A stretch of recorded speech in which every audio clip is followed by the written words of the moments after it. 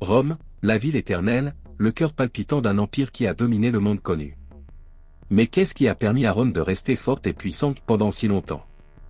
En une seule nuit, un empereur romain prit une décision qui changerait à jamais la défense de cette ville majestueuse, et les murailles qui aujourd'hui restent un témoignage de sa grandeur.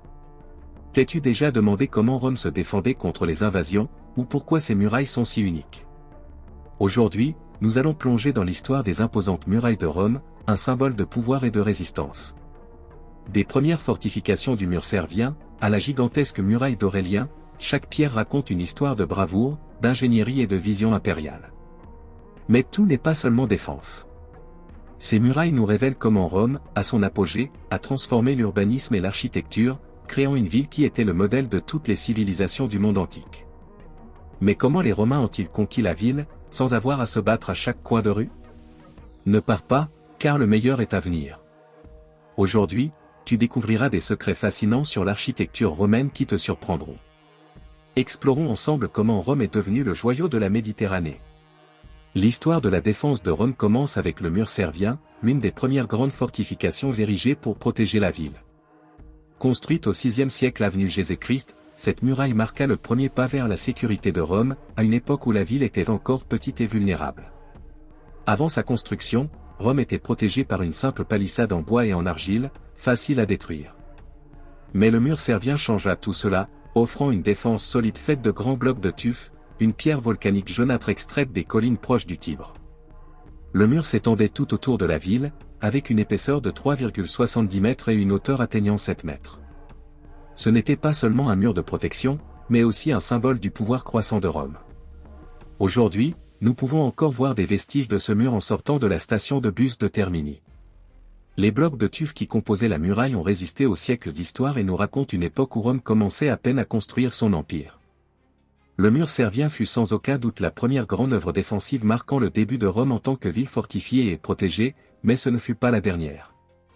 Rome, comme nous le verrons plus tard, avait besoin de quelque chose de bien plus grand et plus résistant pour faire face à la croissance et aux menaces futures. À mesure que Rome grandissait, ses besoins de protection augmentaient également. Au IIIe siècle après Jésus-Christ, la ville avait atteint des dimensions colossales et faisait face à de nouvelles menaces, notamment les invasions barbares. C'est alors que l'empereur Aurélien décida de franchir un pas audacieux dans la défense de la ville. Le mur d'Aurélien, construit entre 271 et 275 après Jésus-Christ, fut l'une des plus grandes œuvres architecturales de la Rome impériale.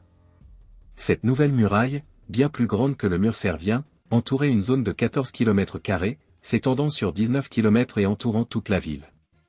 Mais ce qui distinguait vraiment le mur d'Aurélien, c'était sa construction avancée. Utilisant des briques et du béton romain, le mur était beaucoup plus fort et plus résistant que ses prédécesseurs.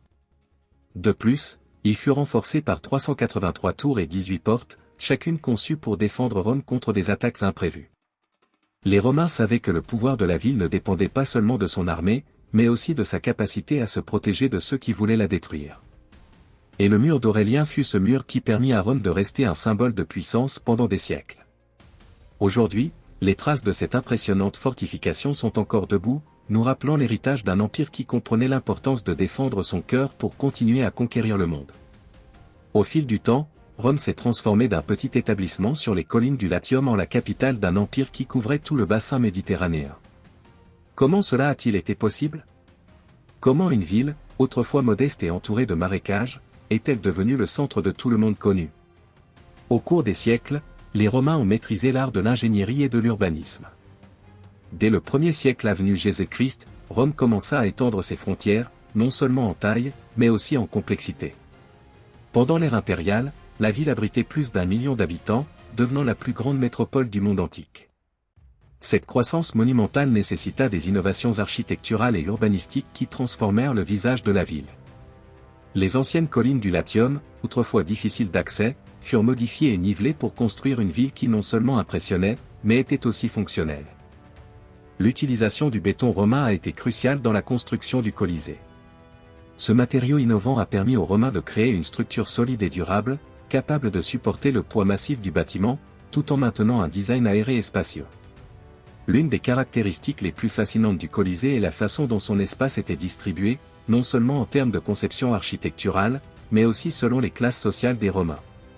Cet immense amphithéâtre a été conçu pour accueillir environ 50 000 personnes, et chaque spectateur avait une place assignée, non seulement pour le confort, mais aussi pour son statut social. Les premières rangées, les plus proches de l'arène, étaient réservées à l'élite romaine, les sénateurs, les aristocrates et les personnes d'influence dans la société. Ces sièges étaient les plus confortables et étaient décorés de manière luxueuse, reflétant le pouvoir et le prestige de ceux qui s'y asseyaient. Un peu plus haut, dans les sièges intermédiaires, se trouvaient les chevaliers et la classe moyenne, tandis que les gradins les plus élevés, les plus éloignés de l'arène, étaient réservés aux plébéiens, aux esclaves et aux femmes, qui, selon les normes sociales de l'époque, ne pouvaient pas participer activement aux événements. Ce qui est curieux, c'est que le Colisée a été conçu pour maintenir une séparation claire entre ces classes sociales, ce qui permettait non seulement une meilleure organisation de l'espace, mais aussi une distinction visuelle entre les groupes. Cela se reflétait dans les escaliers en marbre et en fer qui séparaient les différents secteurs, assurant que chaque classe sociale reste à sa place. Bien que les historiens ne soient pas totalement sûrs de la façon dont cette séparation était entièrement mise en œuvre, la structure de l'arène et des gradins montrait clairement une différenciation. Le Colisée n'était pas seulement un lieu de divertissement, mais aussi un reflet de la hiérarchie sociale romaine, où chaque spectateur occupait sa place selon son statut, rendant l'événement à la fois une expérience collective et profondément segmentée. Sous le Colisée se cache une partie de la structure qui n'est pas si visible pour les touristes, mais qui joue un rôle crucial dans le fonctionnement de l'amphithéâtre, l'hypogée. Le terme « hypogée » provient du mot grec signifiant « souterrain », et il décrit un réseau de tunnels, de couloirs et de cages qui s'étendaient sous l'arène du Colisée, dans un labyrinthe complexe conçu pour loger les gladiateurs, les animaux sauvages et tous les mécanismes logistiques nécessaires au spectacle. Cet espace souterrain, qui n'était pas accessible au public, était l'une des plus grandes innovations de l'ingénierie romaine. C'est ici que les prisonniers de guerre et les animaux exotiques étaient maintenus en isolement avant d'être libérés dans l'arène. Les gladiateurs attendaient également dans l'hypogée, prêts à sortir pour se battre au moment précis. Mais il ne s'agissait pas seulement de cages et de chambres sombres. L'hypogée était remplie de mécanismes, comme des rampes et des treuils, qui étaient actionnés par des esclaves pour soulever les animaux et les décorations du spectacle. L'une des plus grandes merveilles de l'hypogée est la façon dont les Romains ont intégré la technologie pour surprendre le public. Grâce à des mécanismes comme des treuils rotatifs et des poulies, les Romains pouvaient faire apparaître soudainement des lions, des ours ou des tigres directement du sous-sol, créant une atmosphère de suspense et d'excitation parmi les spectateurs. Ces mécanismes étaient également utilisés pour faire monter des décors représentant des batailles historiques ou mythologiques, ajoutant un niveau supplémentaire de complexité au spectacle. Les détails de l'hypogée sont restés largement inconnus pendant des siècles, mais grâce au travail des archéologues comme Hans-Jürgen Best, nous savons maintenant comment les marques et les rainures dans les murs étaient utilisées pour guider les travailleurs dans le transport des animaux et des scènes à travers les passages étroits. La précision avec laquelle cet espace souterrain a été conçu reflète le niveau d'organisation et de sophistication que les Romains ont employé pour maintenir un contrôle absolu sur les événements dans l'arène. La construction du Colisée a été une entreprise monumentale, tant en termes d'échelle que de logistique. Les estimations historiques suggèrent qu'entre 20 000 et 30 000 travailleurs ont participé à la construction de l'amphithéâtre, et une grande partie d'entre eux étaient des esclaves. Pour construire une telle œuvre, les Romains n'ont pas seulement utilisé leur ingéniosité et leurs compétences, mais aussi une organisation incroyablement efficace qui leur a permis de surmonter les défis de la construction d'un bâtiment de ces dimensions en si peu de temps. Le Colisée a été construit sur un terrain marécageux, ce qui représentait un défi considérable. Pour s'assurer que la structure soit stable, les ingénieurs romains ont conçu des fondations en béton qui atteignaient jusqu'à 12 mètres de profondeur. Ce travail de fondation, réalisé avec précision, a permis au Colisée de se dresser sur un terrain qui, autrement, aurait été instable. L'un des aspects les plus impressionnants de la construction était le transport des matériaux. Les pierres de travertin, un type de calcaire utilisé dans une grande partie de la structure, ont été extraites des carrières proches de Rome, à environ 30 km de distance. Pour transporter ces pierres, un réseau de routes spéciales a été construit et des chariots tirés par des bœufs ont été utilisés. En tout, environ 240 000 chariots remplis de pierres ont été transportés, un effort logistique gigantesque. Mais Rome ne se caractérisait pas seulement par son luxe et sa grandeur. Tout au long de son histoire, l'architecture romaine a été une combinaison de fonctionnalité et de style. Les Romains ne construisaient pas seulement pour impressionner, mais aussi pour rendre leur ville plus habitable et efficace.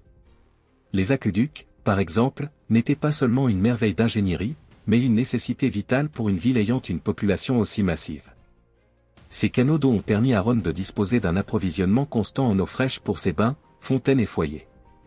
De même, la création d'un système d'égout fut une étape monumentale vers l'amélioration des conditions de vie à Rome. Le Cloaca Maxima, l'un des plus anciens systèmes de drainage du monde, contribuait à éviter les inondations et la propagation des maladies, garantissant que Rome restait une ville plus propre et plus saine. En plus d'être fonctionnelle, l'architecture romaine cherchait toujours la perfection esthétique.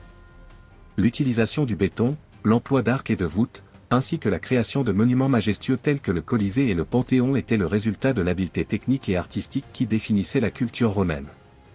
L'architecture romaine n'améliorait pas seulement la qualité de vie de ses citoyens, mais elle est également devenue un symbole de la grandeur d'un empire qui, bien qu'il soit finalement tombé, a laissé une empreinte indélébile dans l'histoire du monde. La grandeur de Rome, cependant, ne dura pas éternellement. À mesure que l'empire commença à décliner, les murs qui avaient autrefois défendu la ville devinrent les témoins de sa chute. Bien que les invasions barbares aient finalement fait s'effondrer l'empire romain d'Occident, les murs de Rome n'ont jamais perdu leur signification. Le mur d'Aurélien, qui représentait à l'époque la défense ultime contre les menaces extérieures, est finalement devenu un symbole du passé impérial. Malgré les attaques et le passage du temps, ces pierres sont toujours debout, rappelant au monde la capacité incroyable des Romains à construire des fortifications de cette envergure. Aujourd'hui, en marchant le long des anciens murs de Rome, il est impossible de ne pas penser aux siècles d'histoire que ces murs ont traversés. Ils n'étaient pas seulement une protection contre les envahisseurs, mais aussi un marqueur de l'expansion d'une civilisation qui a changé le cours de l'histoire. Bien que Rome soit tombée, ses murs, ses monuments et son architecture restent vivants dans la mémoire collective de l'humanité. Ils sont l'héritage d'un empire qui, malgré sa fin, continue d'influencer la culture, l'ingénierie et la politique du monde moderne. La grandeur de Rome n'a pas seulement laissé des traces dans ses monuments, mais aussi dans la manière dont nous concevons nos villes aujourd'hui. De la planification urbaine à l'ingénierie civile, Rome a établi des principes qui sont toujours présents dans l'urbanisme moderne.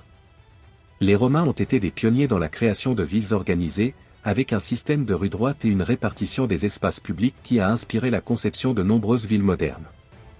Le réseau routier de Rome ne reliait pas seulement la ville au reste de l'Empire, mais jetait aussi les bases des futures infrastructures de transport. Les villes romaines étaient exemplaires dans l'utilisation de l'espace. Les forums, places et marchés ne servaient pas seulement à des fins commerciales, mais aussi comme lieu de rencontre pour la vie sociale et politique. Ce concept d'espace public reste fondamental dans la planification des villes contemporaines. Des villes comme Washington DC, Paris et Barcelone ont adopté des principes de conception urbaine qui ont leurs racines dans Rome. Des avenues principales à l'organisation des quartiers, Rome a laissé une empreinte indélébile sur la manière dont les villes doivent fonctionner pour être fonctionnelles, belles et habitables. L'une des clés du succès architectural romain réside dans leur capacité à innover avec des matériaux et des techniques de construction. Les Romains n'ont pas seulement construit des monuments majestueux, mais ont créé une base technologique qui a transformé l'architecture du monde antique. Le béton romain, un mélange unique de chaux, de sable, d'eau et de pierres volcaniques, a permis aux Romains de construire des structures plus grandes, durables et résistantes. Cette invention a révolutionné l'architecture, car elle a permis de construire d'énormes voûtes, arcs et structures sans avoir besoin de grands supports. Les voûtes et arcs romains n'étaient pas seulement une merveille d'ingénierie, mais une manière efficace de distribuer le poids dans les bâtiments.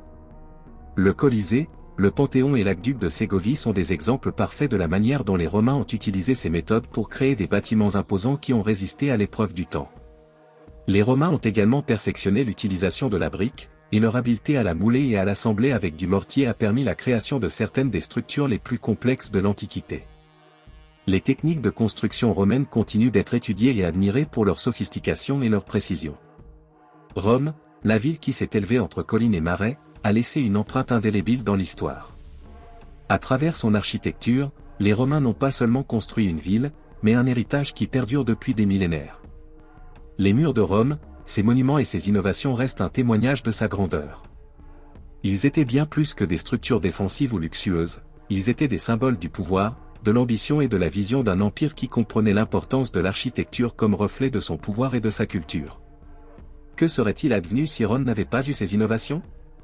Comment aurait été le monde antique sans l'influence de son architecture et de son urbanisme ? Rome reste un exemple de la manière dont l'ingénierie, la beauté et la fonctionnalité peuvent s'unir pour transformer une ville et une civilisation. Laisse-nous ton avis dans les commentaires. Quel aspect de l'architecture romaine te surprend le plus ? Si cette vidéo t'a surpris, abonne-toi pour plus de contenu fascinant sur l'ancienne Rome, et partage cette vidéo afin que d'autres puissent découvrir ces secrets de l'histoire.